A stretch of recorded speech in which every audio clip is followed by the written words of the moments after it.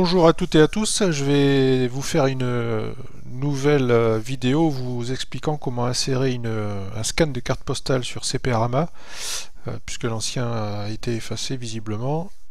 Celui-là je vais le mettre sur YouTube, je pense qu'il durera un peu plus longtemps. Donc, je ne vais pas vous montrer comment faire le scan, puisque ça dépend un peu de chaque ordinateur, de chaque logiciel de scan. Sachez simplement qu'il faut scanner les images environ en 200 dpi ou ppp, c'est-à-dire point par pouce. Dpi c'est dot per inches. Dot per inch, pardon. 200 ça suffit pour mettre les images au format sur CPRAMA, mais après si vous voulez les archiver, peut-être que 300 ou même 4, 500 ou 600, ça vous ira mieux si vous voulez aller vraiment dans les détails de la carte postale.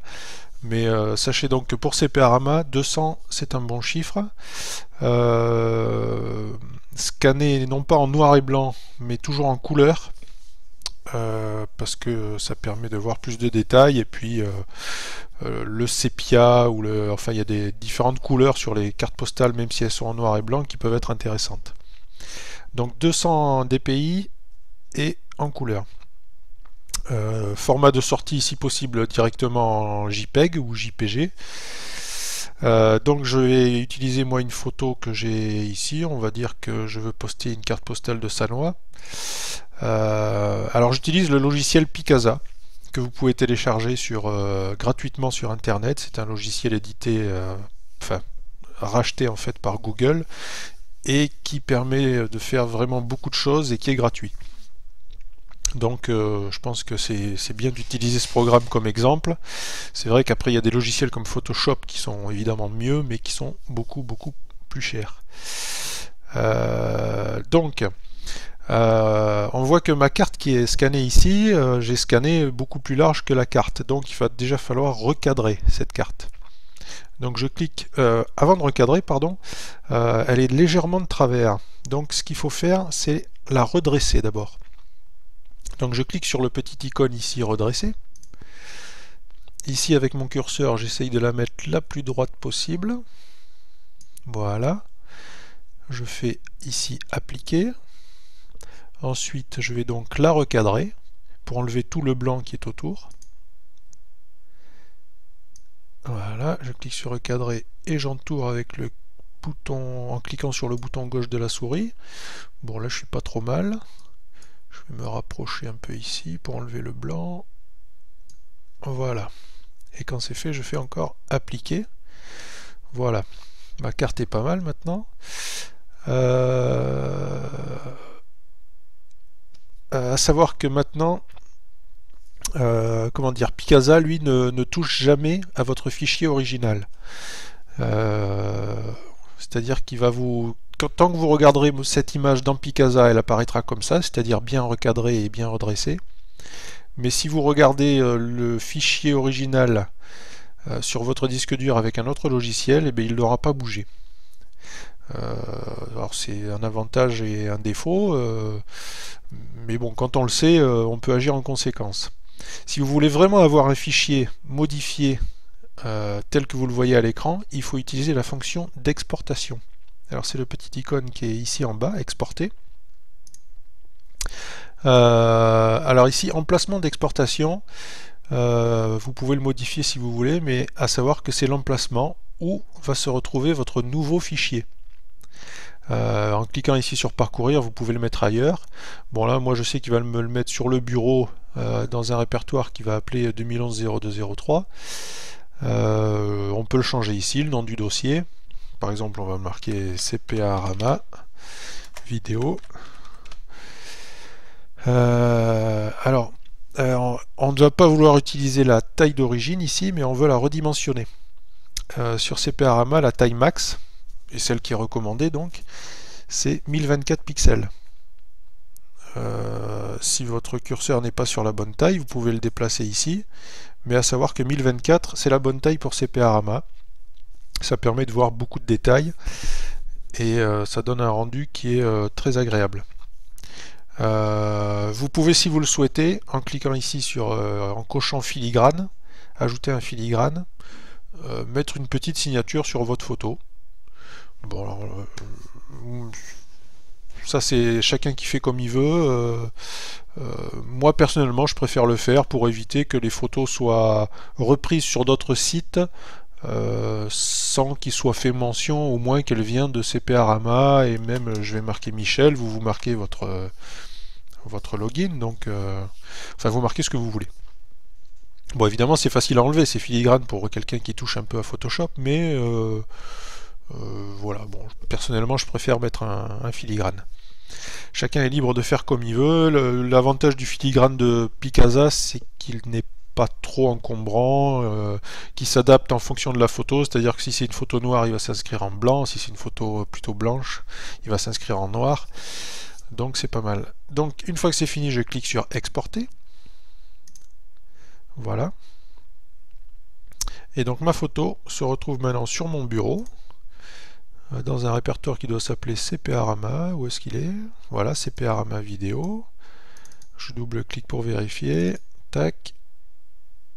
Et effectivement, j'ai ma carte postale avec écrit CPA-Rama Michel. Donc maintenant, c'est cette carte postale qu'on va envoyer sur CPA-Rama. Alors avant d'envoyer une carte postale, toujours vérifier qu'elle n'est pas présente, évidemment. Vérifier également si le sujet, enfin la ville, est déjà exposée ou pas sur CPA-Rama. Donc on peut le faire ici en cliquant le nom de la ville dans le petit cadre de recherche. Qu'est-ce que ça va me donner?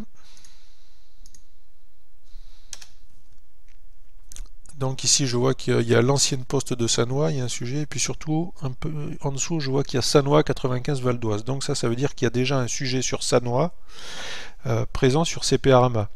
Donc je vais non pas créer un nouveau sujet dans le département 95, mais mettre cette photo à la suite, puisqu'il y a déjà un sujet qui existe. Donc vous n'êtes pas obligé de passer par le module de recherche, hein. Vous pouvez aller dans le 95, chercher s'il existe déjà Sannois, et puis là vous voyez que ça existe. Donc ce qu'il faut faire, c'est rentrer dedans en cliquant dessus. Voilà, il y avait déjà cette carte postale postée par James, alias Mektoub17. Et donc il suffit de cliquer maintenant sur répondre pour que pour que ma nouvelle carte postale aille à la suite. Si vous avez une carte postale qui n'appartient à aucun sujet existant, ce qu'il fallait faire, c'était vous mettre dans le bon forum. Par exemple, si ça avait été dans le 95, vous mettre dans le 95 du Val d'Oise et cliquez sur nouveau. Voilà. Ça pourrait être dans enquête, ça pourrait être dans discussion générale. Si vous ne savez pas trop où placer une photo, vous pouvez la mettre dans discussion générale. Dominique, Pascal ou moi-même se chargeront de la placer au bon endroit. Donc nous, c'est Sannois qui nous intéresse, donc je reviens dans Sannois et je clique sur répondre.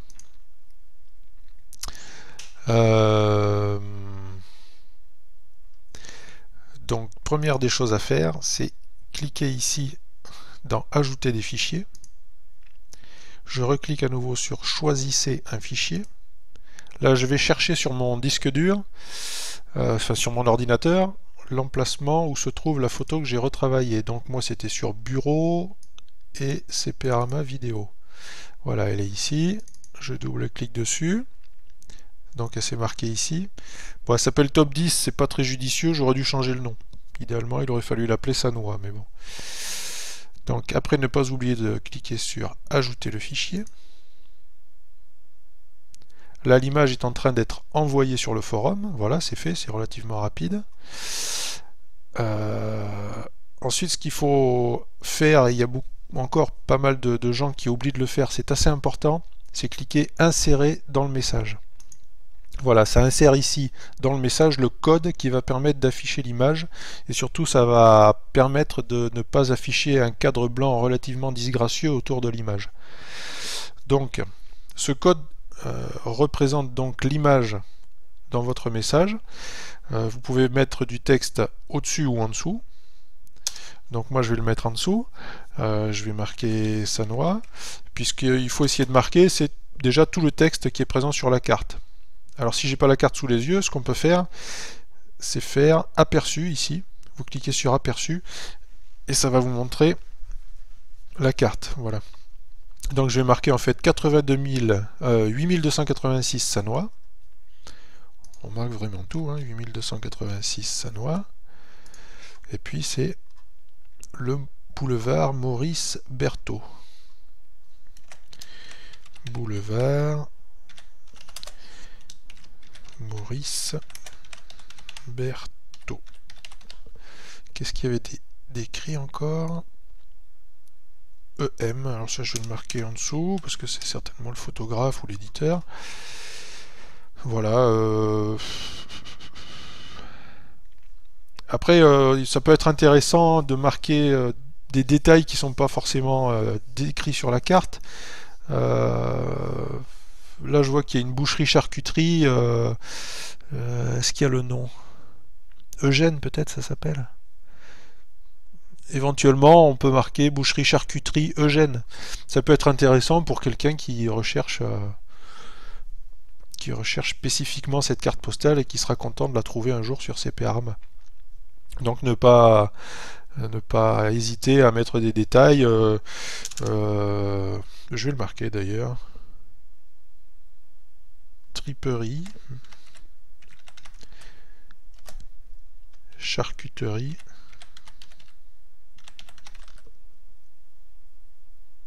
boucherie. Alors je crois que c'est Eugène. Il me semble voir écrit Eugène. Voilà, il y a un chirurgien dentiste, mais il n'y a pas le nom, donc c'est pas forcément utile de le marquer. On peut marquer qu'il y a des voitures anciennes. Voitures anciennes. Voilà. Et après, si vous avez d'autres renseignements sur, par exemple, le nom des rues, si vous les connaissez, parce que c'est une photo de votre quartier, ou voilà, éventuellement marquer toute information qui puisse aider à retrouver cette carte, parce que les moteurs de recherche, eux, ne connaissent que le texte. Ils n'arrivent pas à lire sur les cartes postales, et donc plus on mettra de texte, plus on donnera d'informations ou d'anecdotes sur la carte, et plus ça peut être intéressant, non seulement pour les moteurs de recherche, mais aussi pour les visiteurs du site qui seront intéressés par ces informations.